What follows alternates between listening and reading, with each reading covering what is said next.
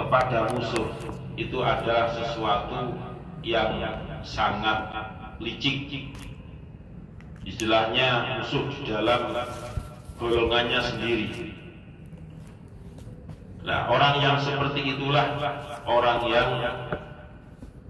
oleh Kanjeng Nabi dinyatakan sebenarnya dia itu tidak beriman lagi, ya, bermuka dua di kelompok musuh mereka, atau dia menjelek-jelekan kelompoknya sendiri.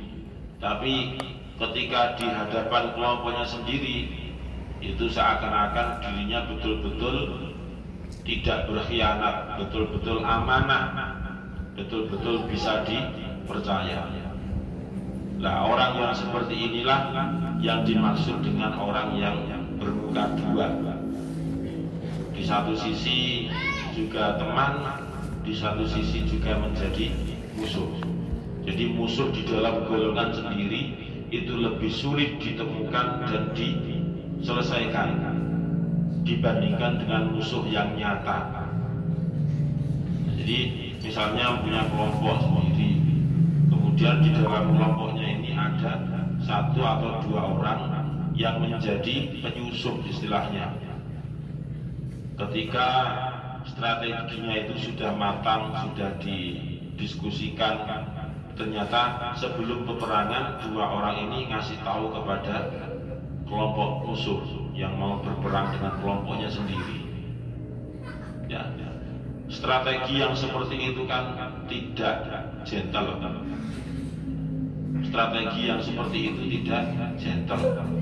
Itu adalah sesuatu yang sangat merugikan kelompok dari kelompoknya sendiri yang dirugikan. Belum tentu orang yang membocorkan strategi perang atau orang yang menjual peralatan perang kepada pihak musuh itu juga bisa terselamatkan. Siapa tahu sudah terbunuh lebih dulu. Nah, seperti itu dalam kehidupan kita sehari-hari kita juga harus hati-hati. Ada kalanya as-sadiqu man sadaqaka wala man saddaqaka. Jadi teman itu adalah orang yang membenarkan, bukan orang yang benar-benar gitu. Yang dianggap dengan teman itu adalah jika kita salah diingatkan, dan yang benar itu gini loh, gitu. Bukan orang yang ketika kita salah ya itu benar no. Nah, itu kan sesuatu yang menjerumuskan, ya, sesuatu yang menjerumuskan. Min ahlil harbi. Jadi kalimat min di situ adalah mempunyai arti lam, ai li ahlil harbi, ai li ahlil harbi, yaitu untuk orang-orang yang berperang. Wanakihul mar'ati lan wong kang ngumpuli istri. Wanakihul mar'ati lan wong kang ngumpuli istri, ai azzaujati tegese istri. Fi duburiha ing dalem dubure mar'ah. Fi duburiha ing dalem dubure mar'ah. Yang nomor 9, orang yang dinyatakan tidak beriman atau orang yang dinyatakan kufur oleh Allah dan juga Rasulnya walaupun dirinya tetap menganggap beriman. Yang nomor 9 yaitu laki-laki yang mensetubuhi istrinya tetapi tidak melalui min kubuliha, tidak melalui depan, tetapi dubur yang lakukan. Karena itu adalah sesuatu yang sangat laknatullah alaihi. Bahkan di dalam hadis itu dinyatakan barang siapa yang menyetubuhi istrinya min duburiha, dari duburnya, maka nanti pada hari kiamat itu orang yang menyetubuhi istrinya dari dubur itu tidak akan mencium bau wanginya surga. Jadi bau wanginya surga saja tidak mencium, apalagi sampai masuk. Itu sangat mustahil. Nah, ini juga sebagai bekal kita bahwasanya menyetujui istrinya dari dubur itu merupakan sesuatu yang dilarang oleh syariat. Walaupun di Al-Quran tidak ada, tapi hadis melarang. Wa nakihu dzati rahimi mahramin. Wa nakihu dzati rahimi mahramin. Lan wong kang nikah wadon kang duweni hubungan mahram. Wa nakihu dzati rahimi mahramin. Lan wong kang nikah wadon kang duweni hubungan mahram. Ai watiu di korobati mahramin. Ai tegese watiu di korobati mahramin wong kang duweni kerabat mahram. Ai tegese watiu di korobati mahramin wong kang duweni kerabat mahram. Bimilkin kelawan milik au ghairihi utawa liyane milik. Bimilkin kelawan milik au ghairihi utawa liyane milik. Yang ke-10 yaitu orang yang menikahi perempuan akan tetapi ternyata masih ada hubungan mahram. Hubungan mahram itu dijelaskan oleh Allah di dalam Quran surat An-Nisa. Hurrimat alaikum ummahatukum wa banatukum wa akhawatukum wa ammatukum wa khalatukum wa banatul akhi wa banatul ukhti. Terus wa ummahatukumul lati arda'nakum minar radha'ati wa ummahatu nisaikum wa rabaibukumul lati fi hujurikum min nisaikumul lati dakhaltum bihinna. Jadi itu mahram atau perempuan-perempuan yang haram dinikahi karena masih ada hubungan mahram, hubungan kekeluargaan. Lah, orang-orang yang dijelaskan di dalam Quran surat An-Nisa tadi, hurrimat alaikum ummahatukum wa banatukum, keharamannya itu ada kalanya yang sifatnya itu adalah selamanya, ada kalanya itu hanya sementara. Kalau yang selamanya itu contoh ummahatukum, ibu, wa banatukum, anak-anak perempuan, wa akhawatukum, saudara-saudara perempuan, dan seterusnya. Ada kalanya yang keharamannya itu hanya sementara karena hubungan musaharah. Karena hubungan musaharah itu apa? Ya perkawinan itu namanya musaharah. Ya. Jadi perkawinan itu namanya musaharah. Contohnya siapa? Adiknya istri misalnya, itu kan musaharah. Keharamannya itu karena musaharah. Jadi itu tidak selamanya haram. Misalnya Taufik nikah dengan Fatimah. Fatimah itu punya adik perempuan Aisyah. Fatimah mati, nah sudah, keharaman itu menjadi hilang. Maka ketika Taufik mau menikahi adiknya siapa tadi? Fatimah ya. Fatimah kan sudah mati, tinggal adik perempuannya yang namanya Aisyah. Maka keharamannya itu menjadi hilang karena dengan matinya Fatimah, ya wes, haramnya hilang. Nah itu yang saya maksud dengan keharaman yang sifatnya sementara. Tapi sementara itu pemahamannya adalah berjalan sesuai dengan alamiah, ya, bukan direkayasa. Ya, direkayasa ya dosa, kaulah. Bukan direkayasa. Itu. Itu yang disebut dengan musyawarah. Lah baik yang dinikahi itu bimilkin au ghairihi, milik sendiri maupun artinya milik sendiri itu melalui pernikahan yang sah maupun yang tidak sah. Bimilkin au ghairihi, baik itu pernikahannya itu sah, ada syarat hukumnya, au ghairihi, apalagi tidak milkin, tidak sah, arah ini keharamannya. Nah, oleh Allah dijelaskan sudah real, nyata, artinya sudah jelas gamblang perempuan-perempuan yang haram untuk dinikahi itu ya seharusnya itu menjadi perhatian khusus. Jangan sampai ketika ada hubungan keluarga, apalagi yang tertera di Al-Quran itu ditabrak. Itu syariat paling tinggi. Syariat paling tinggi ya Al-Quran itu dari Allah langsung.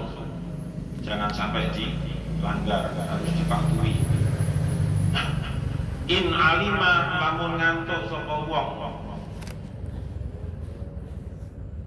In alima lamun ngantuk sapa wong.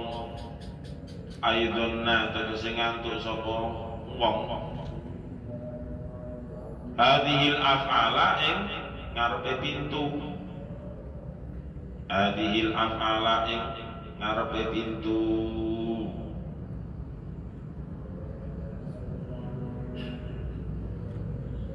Pak itu tulis lengkap kan.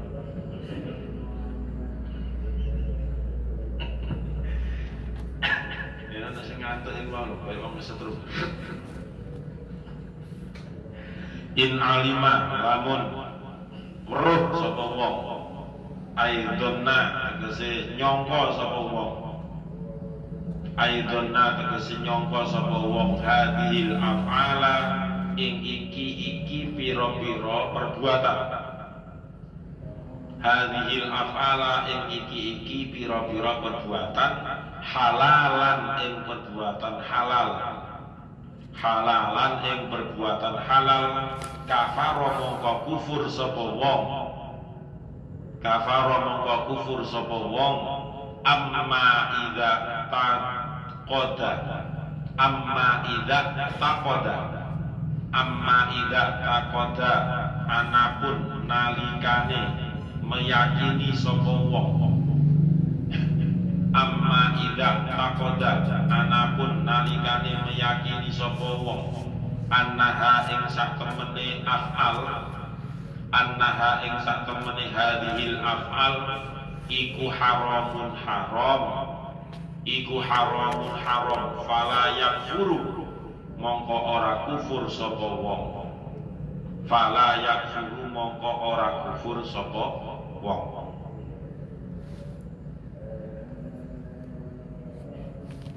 Jadi semua perbuatan yang sudah dijelaskan mulai dari nomor 1 pembunuh kepada saudara muslim maupun non muslim, tetapi pembunuhannya tanpa ada alasan yang dibenarkan oleh syariat, sampai yang nomor 10 tadi, yaitu orang yang menikahi perempuan yang masih ada hubungan mahram. In alima hadhil af'ala halalan kafara. Jika seseorang itu menduga bahwasanya perbuatan-perbuatan itu adalah halal, maka itulah yang disebut dengan kekufuran. Artinya jika seseorang itu masih mamang, masih ragu tentang pengetahuan mulai dari nomor 1 sampai 10 tadi itu, misalnya pengetahuan tentang mahram nikah itu masih mamang, masih ragu, akhirnya ditabrak saja. Lah itulah yang disebut dengan kafaro, kufur orang tersebut. Nah, bagaimana seharusnya? Daripada ragu, daripada mamang, maka harus bertanya kepada yang ahlinya. Fas'alu ahla dzikri. Tanya kepada dzikri, nanti semua solusi akan terjawab. Mulai apapun itu insya Allah terjawab. Fas'alu ahla dzikri ay adi'idani wa adi'e abdi wa anihi mujadi. Amma idza taqada annaha haramun fala yakfur. Nah, sedangkan beda jika seseorang yang sudah yakin bahwasanya nomor 1 sampai 10 wis haram kabeh, ya wis. Itu sudah enggak kufur. Yang jadi masalah itu adalah keraguan-raguan. Ya, keraguan-raguan yang timbul karena memang ketidaktahuan. Kalau tidak tahu kan seharusnya bertanya. Itu adalah sebuah solusi. Tidak tahu jangan diam saja, nanti tambah sesat. Nah, kalau sudah sesat akhirnya dinyatakan kufur. Wal maqalatus sabi'atu.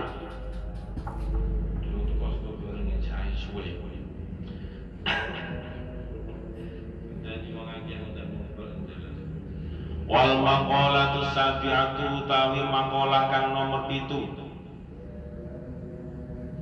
Wal maqalatu sabi'atu utai maqalah kang nomor 7 iku qala dawuh sapa an-nabiyyu Kanjeng Nabi Muhammad sallallahu alaihi wasallam. La yakunul 'abdu fis sama'i wala fil ardi mu'minan hatta yakuna wusulan ay mutalaqtifan linnas. La yakunu ora ana sapa al-'abdu kawula atau hamba. La yakunu ora ono sapa al-abdu kawula atau hamba fis samai ing dalem langit, fis samai ing dalem langit, wala lan ora fil ardi ing dalem bumi, wala lan ora fil ardi ing dalem bumi iku mukminan mukmin, iku mukminan mukmin hatta yakuna sehingga ono sapa abdun, hatta yakuna sehingga ono sapa abdun iku wusulan ahli silaturahim, iku wasulan ahli silaturahim. Ai tegese mutalaqtifan, ai mutalaqtifan tegese ngetingalake welas, ai mutalaqtifan tegese ngetokake kewelasan, memperlihatkan kasih sayang linnasi maring menungso, linnasi maring menungso. Makalah yang ketujuh ini diambilkan dari hadisnya Kanjeng Nabi Muhammad sallallahu alaihi wasallam. Untuk menjadi seorang mukmin yang sempurna itu indikatornya ada 10. Untuk menjadi mukmin yang sempurna itu indikatornya ada 10 sebagaimana yang dijelaskan di dalam hadis ini. Yang pertama yaitu la yakunul 'abdu fis samai wala fil ardi mu'minan hatta yakuna wasulan ay mutalaqqifan linnas. Seorang hamba Allah baik yang berada di bumi maupun di langit sana itu tidak dinyatakan sebagai hamba yang beriman kepada Allah sebelum dia itu mutalaqtifan linnas, ada rasa belas kasihan kepada sesama manusia. Saya ulang, yang pertama indikatornya adalah seorang hamba Allah baik yang ada di langit maupun di bumi itu tidak dinyatakan beriman kepada Allah sebelum dia mempunyai rasa belas kasihan kepada sesama manusia. Jadi bahasa mutalaqtifan linnas itu berarti belas kasihannya tidak pandang bulu, entah itu apa negaranya, entah itu apa agamanya, entah itu apa sukunya, entah itu apa rasnya, entah itu apa etnisnya dan sebagainya. Jadi mutalaqtifan linnasi, entah itu anaknya siapa, entah itu bintinya siapa, entah itu dari mana. Jadi mutalaqtifan Linnasi itu berarti rasa belas kasihan kepada sesama manusia. Misalnya Albani itu duduk TV atau duduk YouTube, kemudian sekarang kan terjadi peperangan di Afghanistan. Anak-anak kecil misalnya disiksa oleh tentara-tentara Taliban, kemudian terenyuh, nangis. Ya. Nangisnya ini sebagai indikator dia itu orang mukmin. Nangis dong ya. Omaneh nangis banter bisa, mukminnya tambah dukur berarti. Ya, nangis meneng-menengan itu biasanya bukan menangis karena rasa iba atau kasihan, tapi melinting. Ay mutalaqtifan linnas wala yakunu wasulan wallahu a'lam bissawab. Al-Fatihah. A'udzu billahi minasyaitonir rajim. Bismillahirrahmanirrahim. Alhamdulillahirabbil alamin arrahmanir rahim maliki yaumiddin. Iyyaka na'budu wa iyyaka nasta'in. Ihdinas siratal mustaqim. Siratal ladzina an'amta 'alaihim ghairil maghdubi 'alaihim waladdallin. Amin. Bismillahirrahmanirrahim. Subhanakallahumma wa bihamdika asyhadu an la ilaha illa anta astaghfiruka wa atubu ilaik. Subhanakallahumma wa bihamdika asyhadu an la ilaha illa anta astaghfiruka wa atubu ilaik. Subhanakallahumma wa bihamdika asyhadu an la ilaha illa anta astaghfiruka wa atubu ilaik. Semoga bermanfaat. Assalamualaikum warahmatullahi wabarakatuh.